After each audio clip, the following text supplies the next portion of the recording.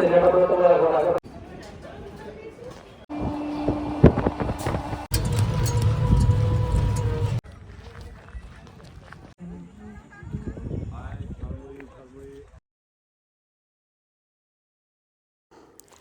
বন্ধুরা, moments with নির্ঝরের একটা নতুন ব্লগে সকলকে স্বাগত জানাই।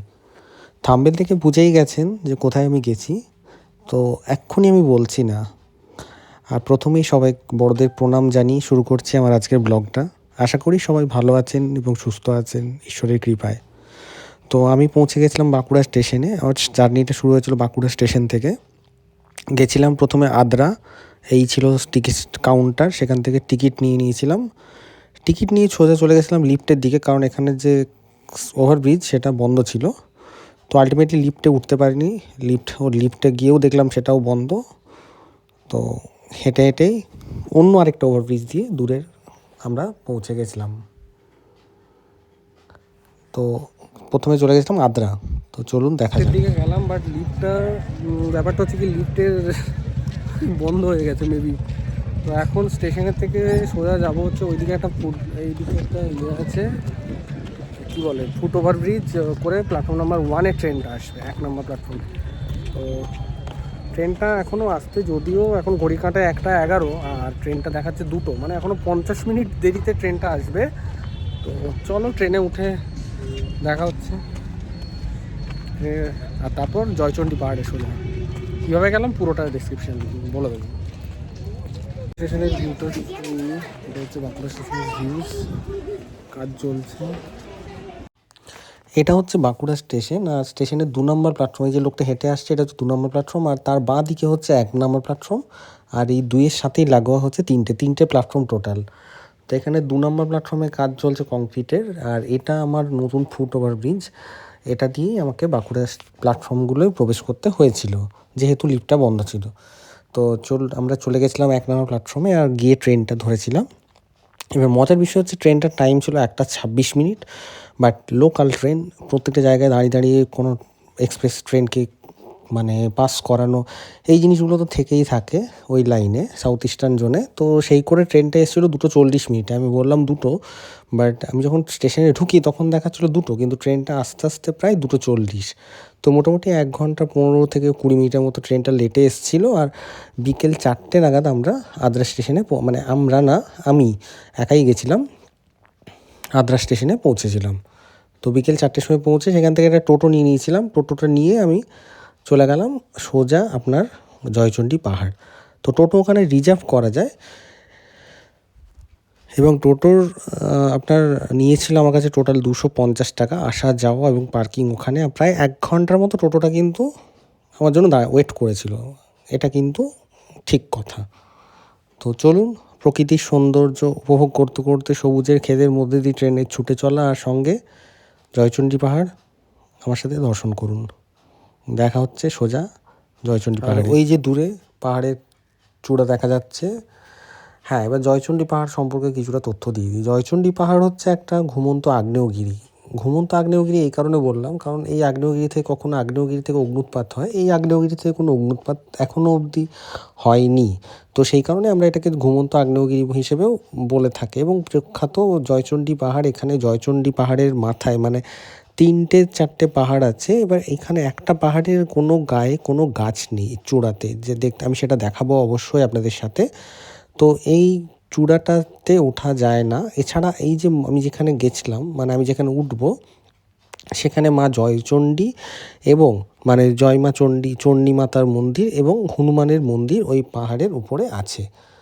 তো চলুন উঠে এইবার আসা যাক জয়চণ্ডী পাহাড়টা কোথায় এক্স্যাক্টলি। হ্যাঁ, জয়চণ্ডী পাহাড় হচ্ছে আপনার আদ্রা হচ্ছে পুরুলিয়া ডিস্ট্রিক্টের একটা বড় রেল শহর, এবং সাউথ ইস্টার্ন জোনের আদ্রা হচ্ছে ডিভিশন।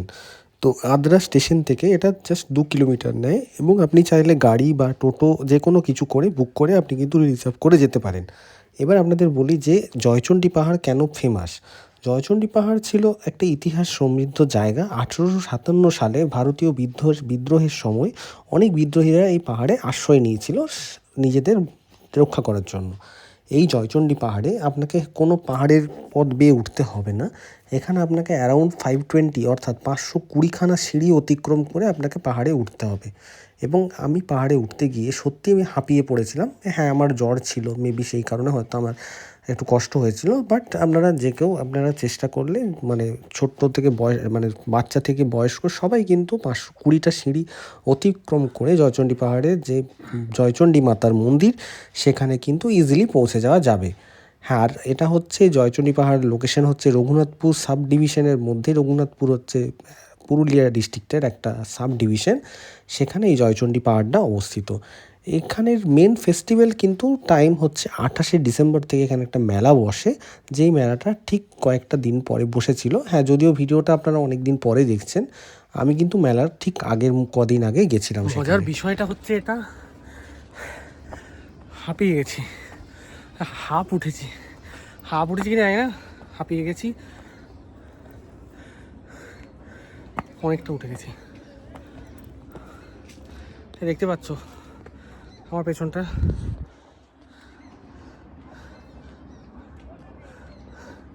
কি অবস্থা, অনেকটা উঠে গেছে। পাহাড়ের ওপর থেকে যতটা উঠেছিলাম ওখান থেকে ছোট ছোট বাড়িগুলো, বড় বড় বাড়িগুলোকে ছোট্ট ছোট লাগছিল। আর কুয়াশা ঘেরা বিকেলবেলা তো হালকা হালকা কুয়াশা হয়েছে, খুব সুন্দর একটা অদ্ভুত ধরনের ভালো লাগা মিলিয়ে একটা অদ্ভুত রকমের মনোরম পরিবেশ আর অদ্ভুত রকমের ভালো লাগা। একবার কিন্তু ট্রাই করতেই পারেন জায়গাটা। হচ্ছে এটাই যে আমি প্রচণ্ড হাঁপিয়ে গেছি, আর হাঁপিয়ে এই দেখুন এতটা এই সাইডটা পুরো খাড়াইভাবে নেমে গেছে। তো উঠে এসে এমনি আমার জ্বর ছিল লাস্ট 2 দিন ধরে, তো জ্বরের ফলে গলাও বুঝতে পারছেন গেছে একদম। বাট কিছু একটা নতুন দেখাবো, এই ইয়েতে চলে এসেছি পাহাড়ে। তো উঠে হাঁপিয়ে গেছি, নিয়ে নিয়েছি ফ্রুটি। এখানে পাহাড়ের উপরে অবশ্যই একটু এক্সট্রা পে করতে হবে আপনাদেরকে। তো আমি ফ্রুটিটা খাই আর তারপর দেখা হচ্ছে আবার উপরে। আমার তো জ্বর গায়ে কোনো এনার্জিই নেই, বাট কিছু লোককে দেখছি দৌড়ে দৌড় উঠছে। আর হ্যাঁ, ওই যে দূরে দেখা যাচ্ছে ওটা মন্দিরটা, ওটাই হচ্ছে হনুমান মন্দির, বজরংবলীর মন্দির।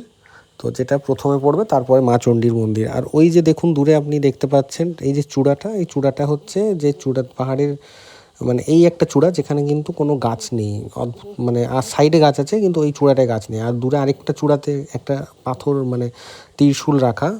আর এরপর সোজা মা চণ্ডী আর বজরংবলীর মন্দিরে আমরা দর্শন করে নিয়েছিলাম। বজরংবলীর মন্দিরটা প্রথমে পড়বে, আর মা চণ্ডীর মন্দিরে কোনো ভেতরের ফটো আমি তুলতে পারিনি কারণ সেখানে অ্যালাউ নেই। বাট বাইরের পরিবেশটা আমি ভিডিও ক্যাপচার করতে ভুলিনি আপনাদের জন্য। তো দেখে নিন বাইরের পরিবেশটা, পাহাড়ের উপর থেকে শহরটা, রঘুনাথপুর শহর এবং আশেপাশের মনোরম দৃশ্য। পাহাড়ে ওঠার পর ওই জয়চণ্ডী মাতার মন্দিরের সামনে একজন পুরোহিত ছিলেন, আর ছিলেন আরেকজন পুজোর ডালা বিক্রেতা। তো ওই ডালা বিক্রেতার মুখে আবার শুনলাম এখানে নাকি কোনো এক কালে, অর্থাৎ 400 বছর মোটামুটি আগে, এখানে নাকি খুব ডাকাত দলের উপদ্রব ছিল। যদিও সেসব এখন অতীত। আর আমি এসব গল্প শুনতে শুনতে পুজোও দিলাম মায়ের মন্দিরে গেছি যখন, পুজো তো দেবো অবশ্যই। আর এখানে পুরো পাহাড়গুলো কিন্তু প্রচুর ছোট ছোট টিলা টাইপের, ছোট ছোট মানে প্রচুর পাহাড়, অনেকগুলো পাহাড়ের একত্রে এই জয়চণ্ডী পাহাড়। তো কোনো পাহাড়ের চূড়াগুলোতে কোনো গাছ নেই, আবার কোনো কোনো পাহাড়ের চূড়াতে গাছ আছে। যেরকম এই পাহাড়ে একমাত্র ওঠা যায় এবং এখানেই মা জয়চণ্ডী মায়ের মন্দির, এই সেই জয়চণ্ডী মাতার মন্দির। আর ওই যে দূরে দেখতে পাচ্ছেন পাহাড়ে, এই পাহাড়ের চূড়াটা একটা লম্বা মতো, এখানে কোনো পাথর নেই। তো এভাবে পুজো দেওয়ার পরে আশেপাশে জায়গাটা ঘুরে দেখলাম এবং সঙ্গে সূর্যাস্তটাকেও খুব ভালোভাবে উপভোগ করেছিলাম, যেটা আপনাদের জন্য ছোট্ট আকারে তুলে ধরা রইল। আর সূর্যাস্ত পাহাড়ের কোল থেকে কে না কার না ভালো লাগে। ওই যে দূরে আরেকটা পাহাড়, সঙ্গে সূর্যাস্ত, আবার কুয়াশাও, যেহেতু বিকেলবেলা, পড়ন্ত বিকেল 5টার কাছাকাছি বেজে গেছিলো। সবই মিলে একটা আনন্দের পরিবেশ বলতে পারেন, মনে প্রচণ্ড আনন্দ। আর এই যে জায়গাটা, এটা ছিল মায়ের আগে মানে পুরাতন মন্দির, যখন ওই ডাকাত দলের ব্যাপারটা ছিল, ব্যাপারটা। আর এই যে মায়ের মন্দিরটা দেখালাম, এটা নতুন মন্দির বললো, বাট আমি আগেও গেছি, আমি কিন্তু আগে এই মন্দিরটাই দেখেছি, আমি ওই মন্দিরটা আমি কখনোই দেখিনি। তো ওনাদের লোকমুখে কথা কথিত যে ওটা নাকি মানে ভগ্নপ্রায় মন্দির এবং এটা আদি মন্দির, সেই কারণে মা চণ্ডীকে ওখানেও পুজো করা হয়। এই যে দূরের সব ছোট ছোট পাহাড়গুলো। আর এখান থেকে সবথেকে নিয়ারেস্ট স্টেশন হচ্ছে জয়চণ্ডী পাহাড়, নিজস্ব স্টেশন আছে। যেটা কিন্তু আপনার আসানসোল আদ্রা যে রেল লাইন ওর প্রথম, মানে আদ্রার পরে আসানসোলের দিকে যেতে প্রথম রেল স্টেশন। তো আপনারা আসানসোলে কলকাতার দিক থেকে যারা আসছেন তারা আসানসোলে নেমে সেখান থেকে আপনারা জয়চণ্ডী পাহাড় ট্রেনেও আসতে পারবেন। এছাড়া হাওড়া থেকে যারা ডাইরেক্ট পুরুলিয়া বা বাঁকুড়া আসছেন তারা কিন্তু আদ্রা, মানে বাঁকুড়ার পরে যদিও, তো আদ্রা অবধি ট্রেন নিয়েও আপনি আসতে পারবেন, ডাইরেক্টলি ট্রেন পরিষেবা আছে। আর এর সাথে জয়চণ্ডী পাহাড়ের সাথে আপনারা ট্রিপ রাখতে পারেন বড়ন্তি, তারপর আপনার মাইথন, পাঞ্চেত, এগুলো কিন্তু এই জয়চণ্ডী পাহাড় থেকে খুবই কাছে। এই যে দূরের রোডটা দেখছেন এটা আপনার আসানসোল রোড। এটা যদিও আমার জানা নেই কতটা সত্যতা, এখানকার একজনকে জিজ্ঞেস করতে সে বললো এটা আসানসোল চলে গেছে রোডটা পুরুলিয়া থেকে টুয়ার্ডস, কিন্তু এই আশেপাশের গ্রাম, এটা গ্রাম না সরি, এটা হচ্ছে শহর, এটা আপনার রঘুনাথপুর শহর, রঘুনাথপুর বলে যে সাব ডিভিশন সেই শহর। তো সেখানকার বাড়িঘরগুলো খুব ছোট ছোট লাগছিল, তো ভাবলাম ক্যাপচার করে নেওয়াটা ভালো হবে। আর এখানে পেয়ারা মাখাটা খেতে কিন্তু ভুলবেন না, পেয়ারা মাখাটা কিন্তু অদ্ভুত রকমের খেতে, এখানেই পাবেন পাহাড়ের ওপরে। তো আশা করি মানে অতটা ওঠার পরে খিদেও পেয়ে যাবে, ন্যাচারালি ওখানে মুড়ি, ঝালমুড়ি, পেয়ারা মাখা এইসব কিন্তু আপনারা পেয়ে যাবেন খাওয়ার জন্য। তো খেয়ে একটু বিশ্রাম নিয়ে আবার চলুন নিচে গিয়ে দেখা হচ্ছে। আর নামার পথে এই মুখোশগুলো দেখতে পেয়েছিলাম এবং সেখান থেকে আমি দুটো মুখোশ নিয়ে নিয়েছিলাম বাড়ির জন্য সাজানোর জন্য। ওই যে দূরে একটা ছেলে একটা মেয়ে মুখোশ, আদিবাসী মুখোশগুলো, তো আমি ওখান থেকে দুটো মুখোশ কিনে নিয়েছিলাম বাড়ির জন্য। চলুন নামার পালা। প্রচুর মজা করলাম, প্রচুর ভালো লাগলো জায়গাটা এক্সপ্লোর করে। তো আশা করছি আপনাদের সবার ভালো লেগেছে আমার এই নতুন এক্সপ্লোরেশনটা। তো তো চলুন নতুন আবার একটা পাহাড়ে নিয়ে দেখা হবে খুব তো নতুন কোনো জায়গা সেটা নিয়ে আমি আবার ফিরে আসছি আপনাদের সাথে। তো ততক্ষণের জন্য মুভমেন্টস উইথ নির্ঝরকে একটা লাইক আর একটা সাবস্ক্রাইব, চ্যানেলটাকে কিন্তু সাবস্ক্রাইব করছে না, অনেকে ভিউজ হচ্ছে আমি দেখতে পাচ্ছি বাট সাবস্ক্রিপশন বাড়ছে না। প্লিজ প্লিজ প্লিজ সবাইকে বলছি আমার ফেসবুকে পেজটা ফেসবুকে পেজ নির্ঝর জয় মুখার্জির যে পেজ থেকে আপনারা দেখেন পেজটাকে ফলো করে দেবেন দয়া করে। আর ইউটিউব থেকে যারা দেখছেন তারা দয়া করে চ্যানেলটাকে সাবস্ক্রাইব, আর ইনস্টাতে নির্ঝর মুখার্জি 1 ইনস্টাতেও পেজটা ফলো করে দেবেন। তো 3টে জায়গার দেওয়া থাকলে, আচ্ছা এটা একটা জিনিস আপনাদের দেখাতে ভুলে গেছি, তো এটা একটা কিছু জিনিস হবে, এটা ওয়াচ টাওয়ার টাইপের পুরোনো দিনের অনেক, এখানে নাকি ডাকাতের ব্যাপারটা শুনলাম, জানি না, যাই হোক সেটা স্টাডি করতে হবে। তো অবশ্যই যদি ডাকাত দল 300-400 বছর আগে এখানে ডাকাত দলের উপদ্রব ছিল, বাট এখন কিছু নেই, এখন সবটাই খুবই শান্ত। এবং এখানে মেলা হবে 28 তারিখ থেকে 2 তারিখ অবধি, ডিসেম্বরে 28 থেকে 2রা জানুয়ারি। তো চলুন দেখা হচ্ছে একটা নতুন ব্লগে, ততক্ষণের জন্য গুড নাইট, ভালো থাকবেন।